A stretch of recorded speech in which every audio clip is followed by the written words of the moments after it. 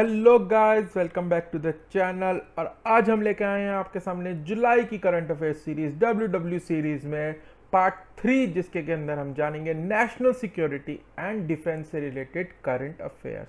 तो दोस्तों, जैसे कि आपको पता ही है कि पहले दो टॉपिक्स हमने जुलाई की करंट अफेयर्स सीरीज में इंडियन पॉलिटी और हिस्ट्री एंड कल्चर डिस्कस कर रही हैं, जिसके आप वीडियो देख सकते हैं डिस्क्रिप्शन में दिए गए लिंक पे जाके। तो आज हम जानने वाले हैं part 3, national security and defence. तो पहले देख लेते दोस्तों, आज हम कौन कौन से टॉपिक्स देखने वाले हैं, कौन कौन सी न्यूज आइटम्स देखने वाले हैं। सबसे पहले हम जानेंगे पीएम की जो विजिट हुई थी लेह के अंदर, उसके बारे में जानेंगे।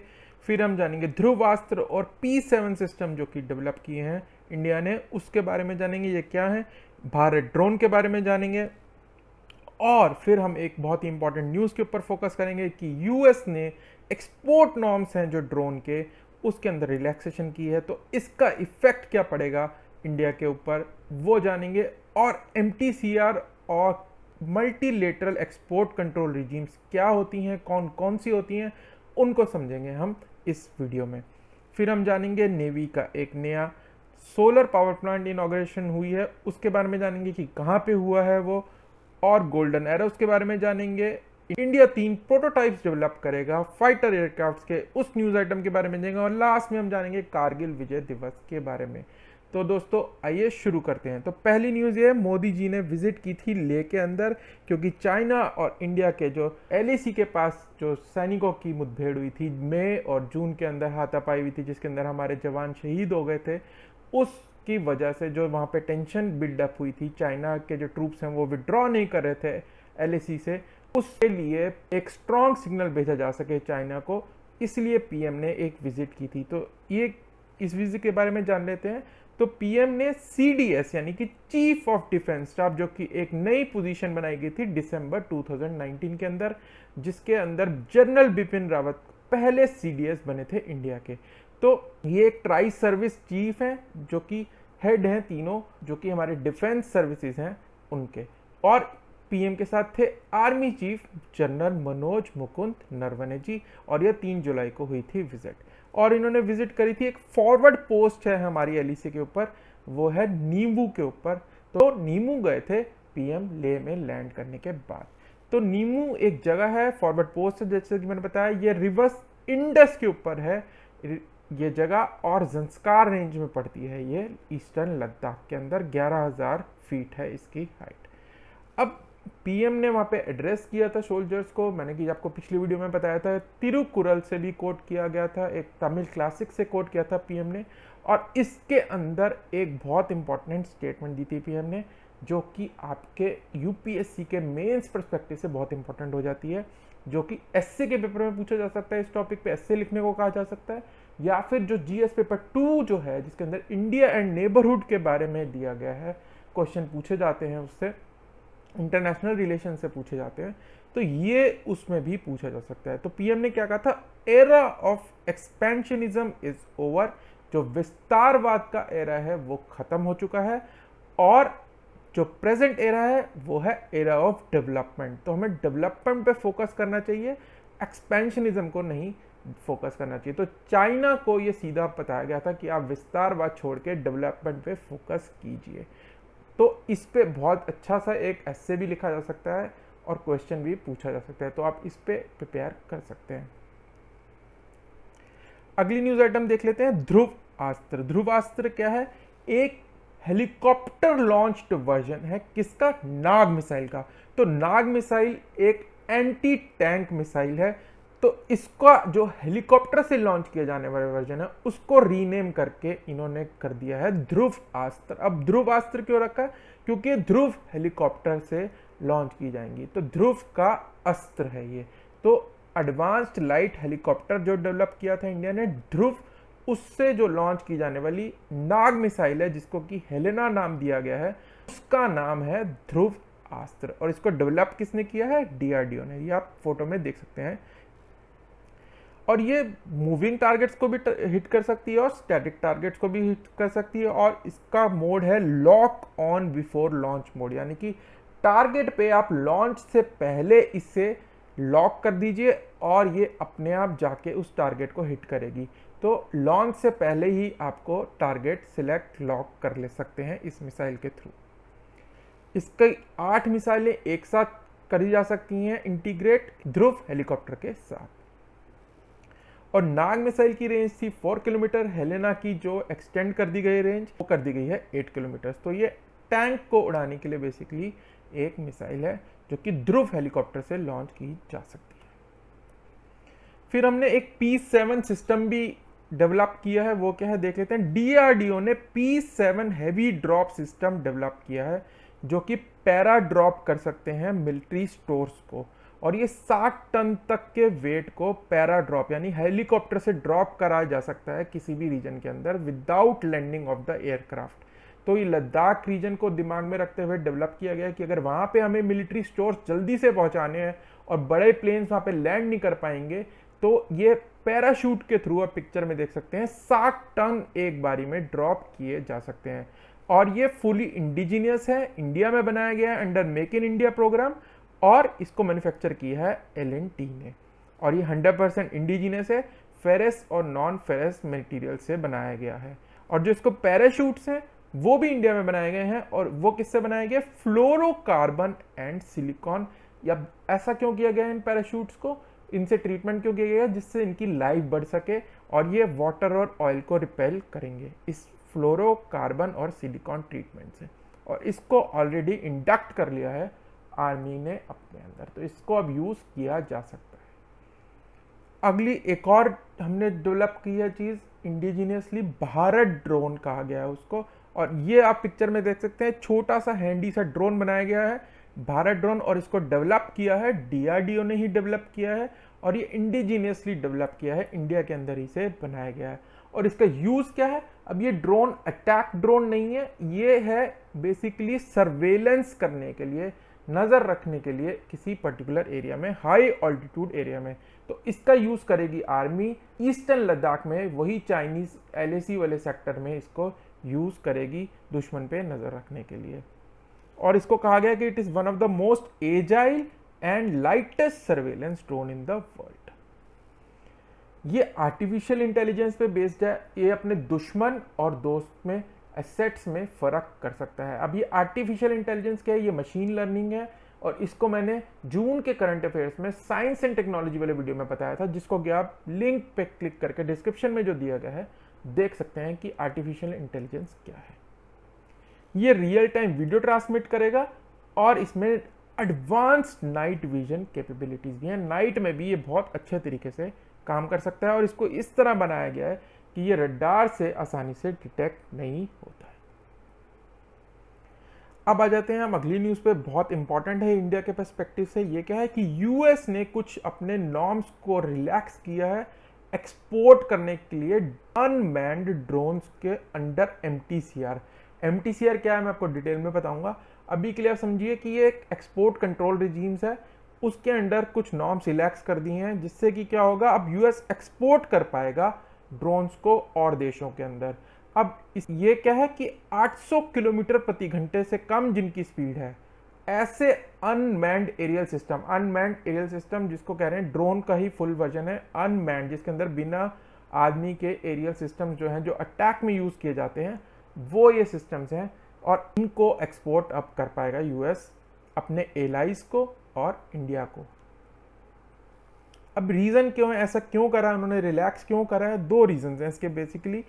चाइना ऑलरेडी विंग लूंग जो है एक ड्रोन है उनका, आर्म्ड ड्रोन है जो कि अटैक के लिए यूज किया जा सकता है, वो ऑलरेडी सेल कर रहा है पाकिस्तान को और मिडल ईस्टर्न कंट्रीज को। तो इसीलिए वो ऑलरेडी सेल कर रहे हैं, एक्सपोर्ट पे कोई कंट्रोल नहीं है वेपन पे, तो यूएस ने भी कहा कि अब हम भी करेंगे। और चाइना और पाकिस्तान दोनों MTCR के मेंबर्स नहीं है, इसलिए वो ऐसा कर पा रहे हैं। और दूसरा रीजन क्या है कि यूएस की इकोनॉमी को इससे बूस्ट मिलेगा, इससे इनको फॉरेक्स मिलेगी जब वो बेचेंगे इनको। इंडिया का पर्सपेक्टिव से क्यों इंपॉर्टेंट हो जाता है? क्योंकि इंडिया को इस एक्सपोर्ट कंट्रोल रिलैक्सेशन की वजह से ग्लोबल हॉक सर्वेलेंस ड्रोन मिल पाएगा, जो आप पिक्चर में देख सकते हैं, ऐसा ड्रोन मिल पाएगा अब हम ले सकते हैं यूएस से। और इसका आर्म्ड वर्जन जो है जो अटैक में यूज किया जा सकता है, प्रेडेटर B ड्रोन, जो कि पिक्चर में आप देख रहे हैं, इसको भी यूएस से अब हम एक्सपोर्ट कर पाएंगे, जो कि हम पहले नहीं कर पा रहे थे यूएस से। अब MTCR क्या है और मल्टीलेटरल एक्सपोर्ट कंट्रोल रिजीम्स क्या होती हैं, कौन कौन सी रिजीम्स हैं, ये देख लेते हैं हम।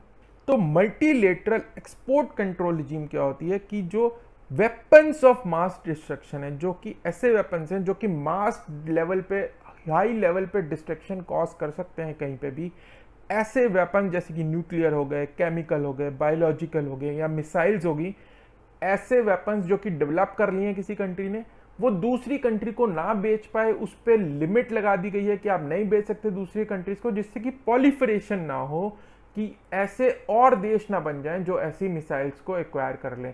तो ऐसी टेक्नोलॉजीज के एक्सपोर्ट पे कुछ एग्रीमेंट्स बनाए गए हैं वर्ल्ड लेवल पे, जो इन टेक्नोलॉजीज के एक्सपोर्ट पे बैन लगाते हैं या रिस्ट्रिक्शंस लगाते हैं कि आप ऐसी टेक्नोलॉजी अगर आप डेवलप कर लिए आपने तो आप अपने पास रखिए, इनको आप और देशों को मत बेचिए, जिससे कि वो भी ऐसे वेपन्स ना बना सके। तो ऐसे 4 मेन रिजीम्स हैं, वो देख लेते हैं कौन कौन सी है। तो पहली है वासेनार एग्रीमेंट।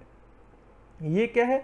वासेनार एग्रीमेंट है कन्वेंशनल आर्म्स और डुअल यूज टेक्नोलॉजीज जो कि मास डिस्ट्रक्शन कर सकती हैं, ऐसे कन्वेंशनल आर्म्स और ड्यूअल यूज टेक्नोलॉजी के एक्सपोर्ट पे बैन लगाता है इसके जो मेंबर्स हैं।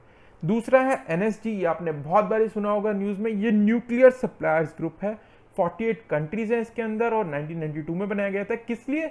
कि पॉलीफरेशन ऑफ न्यूक्लियर वेपन्स को रोका जा सके, कि जिन्होंने एक्वायर कर लिए न्यूक्लियर वेपन्स वो और देशों को न्यूक्लियर वेपन से रिलेटेड टेक्नोलॉजीज ना बेच सकें। तो न्यूक्लियर सप्लायर्स ग्रुप है।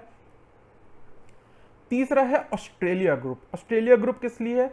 जैसे कि वासेनार है कन्वेंशनल आर्म्स के लिए और NSG है न्यूक्लियर वेपन्स के लिए, ऑस्ट्रेलिया ग्रुप है केमिकल एंड बायोलॉजिकल वेपन्स के एक्सपोर्ट को कंट्रोल करने के लिए ये एक ग्रुप बनाया गया है। और लास्टली है missile technology control regime, MTCR। तो ये इस वाले से, लास्ट वाले से, जो मिसाइल टेक्नोलॉजी है वो दूसरे देशों को ना बेची जा सके, इस पे कंट्रोल करने के लिए ये ग्रुप बनाया गया। तो इसी के अंदर ये रिलैक्सेशन लाया है यूएस, और इसी के अंडर वो अब हमें बेच पाएगा 800 किलोमीटर प्रति घंटे से कम की स्पीड वाले ड्रोन्स। तो MTCR के बारे में थोड़ा डिटेल में देख लेते हैं, एक दो बार लाइन है कि ये पॉलिफरेशन ऑफ मिसाइल्स, जैसे कि मैंने बताया, जो कि मास डिस्ट्रक्शन कर सकती हैं, उनको रोकने के लिए है। और इसके अंदर जो लिमिट थी वो है 500 kg पेलोड कैरी करने वाली मिसाइल, जो कि 300 किलोमीटर तक जा सकती है। इन मिसाइल्स पे एक्सपोर्ट नहीं किया जा सकता। तो इसी के अंदर आप देखिए कि जब ब्रह्मोस बनाई गई थी तो रशिया और इंडिया की जो पार्टनरशिप थी, उन्होंने जो रेंज रखी थी ब्रह्मोस की इनिशियली वो थी 290 किलोमीटर, जाकि वो इस MTCR के अंदर ना आए, क्योंकि 300 किलोमीटर अगर रेंज रख देंगे तो वो रशिया हमें नहीं दे पाएगा टेक्नोलॉजी, तभी उसकी रेंज रखी गई थी 290 किलोमीटर। अब तो खैर बढ़ा दी गई है उसकी, लेकिन उस समय ये इसलिए करा गया था। इंडिया मेंबर बन गया था MTCR का 2016 में। इंडिया इन चारों में से 3 का मेंबर है, जबकि चाइना सिर्फ 1 ही का मेंबर है। तो ये आप देख सकते हैं हम कितना चाइना पे प्रेशर बिल्ड कर सकते हैं इन 3 रेजिम्स के अंडर, जिससे कि हमें NSG की मेंबरशिप मिल सके।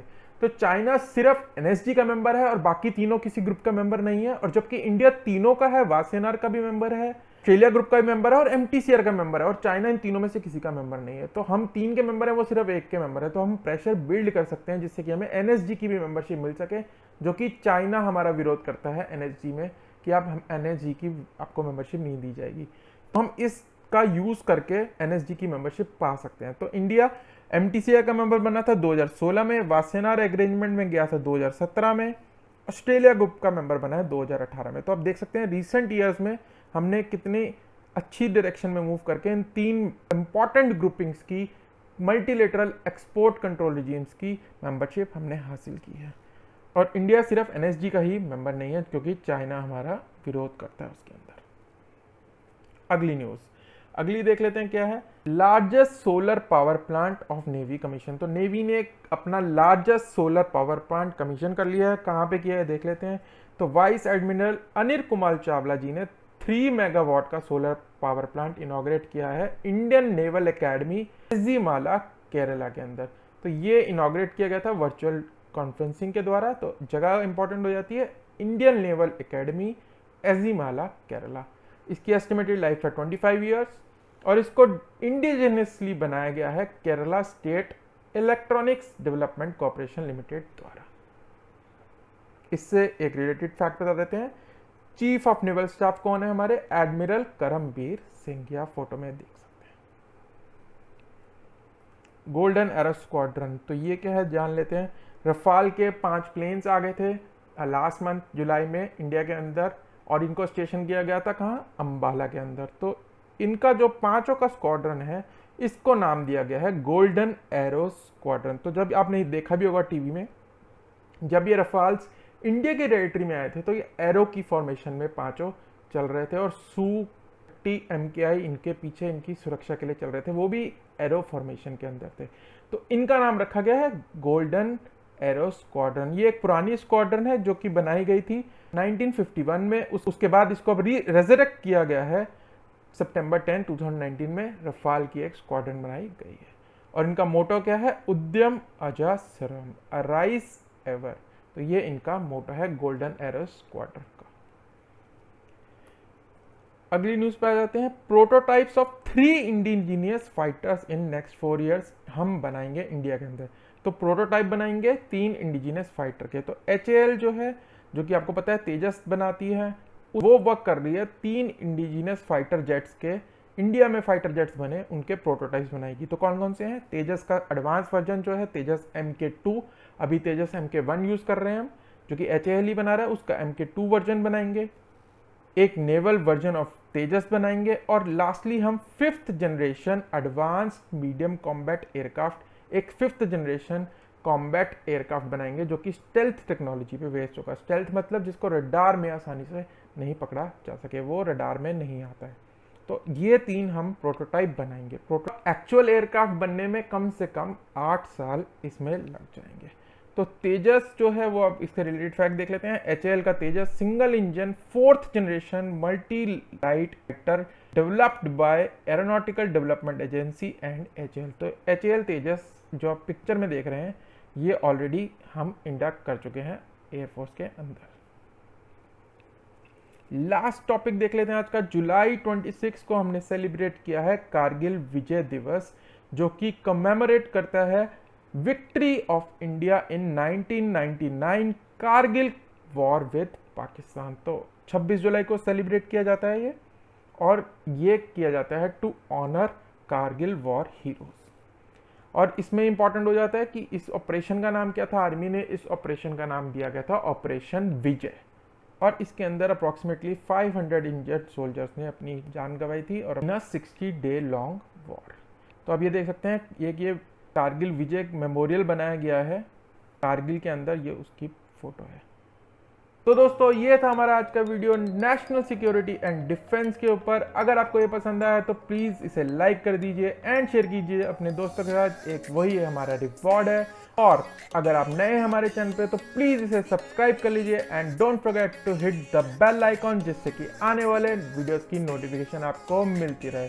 दोस्तों अब हम मिलेंगे अगले वीडियो में। करंट अफेयर्स की सीरीज में हम देखेंगे इंटरनेशनल रिलेशन से रिलेटेड करंट अफेयर्स। तब तक के लिए bye bye and happy learning.